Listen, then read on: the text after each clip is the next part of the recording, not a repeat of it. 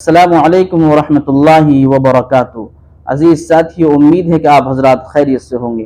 کل کو عید الاضحیٰ آنے والی ہے۔ کل جمعرات کا دن ہے اور عید الاضحیٰ ہے۔ سب سے پہلے ہمیں کل کو کس چیز کی زیادہ ضرورت پڑے گی، وہ ہے کہ عید کی نماز کیسے ادا کی جائے، عید کی نماز کا طریقہ کیا ہے، عید کی نماز کی نیت کس طرح سے کی جاتی ہے۔ تو میں بتلا دوں، سب سے پہلے آپ کو نیت کرنی پڑے گی، اور نیت دل کے ارادے کا نام ہے۔ آپ نے صرف یہ سوچ لیا کہ میں عید کی نماز ادا کرنے کے لیے عیدگاہ جا رہا ہوں، بس آپ کی نماز کے صحیح ہونے کے لیے اتنا ہی کافی ہے۔ اب زبان سے کہنا کوئی ضروری نہیں ہے، لیکن اگر آپ زبان سے بھی کہہ رہے ہیں تو بہت اچھی بات ہے۔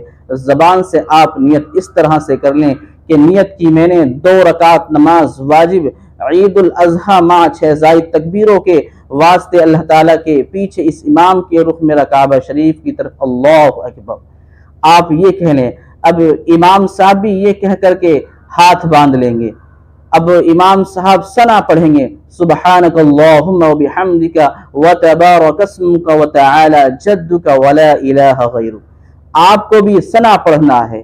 اب امام صاحب 3 تکبیر کہیں گے، آپ کو بھی امام صاحب کے پیچھے پیچھے ایسے ہی 3 تکبیر کہنی پڑیں گی۔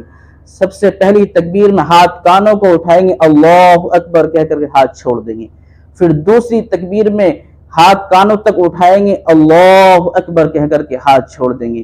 اب تیسری تکبیر میں کانوں تک ہاتھ اٹھائیں گے، اللہ اکبر کہہ کر کے ہاتھ باندھ لیں گے۔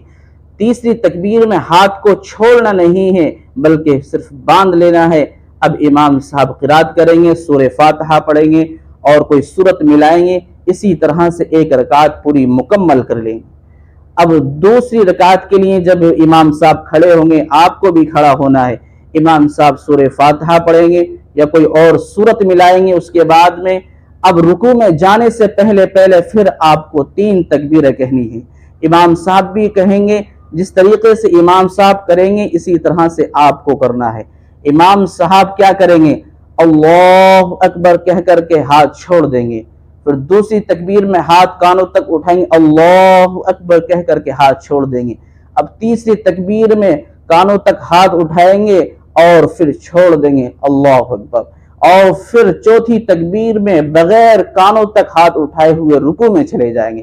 امام صاحب بھی ایسا ہی کریں گے اور آپ کو بھی ایسا ہی کرنا ہے۔ بس اسی طرح سے پھر رکوع کریں گے، پھر سجدہ کریں گے اور دوسری رکعت آپ مکمل کر لیں گے۔